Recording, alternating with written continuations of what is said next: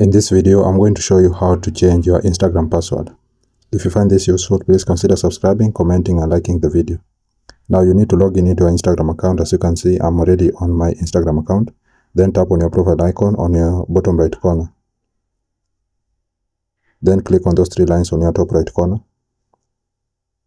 Then tap on Account Center. Then scroll down a little bit. Then under Account Settings, you are going to see Password and Security. Tap on it. Then change password. Then choose the account that you want to change its password. Then here you are going to enter your current password, your new password, then you are going to retype your new password. So if you have forgotten your password, you are just going to tap on Forgot Your Password.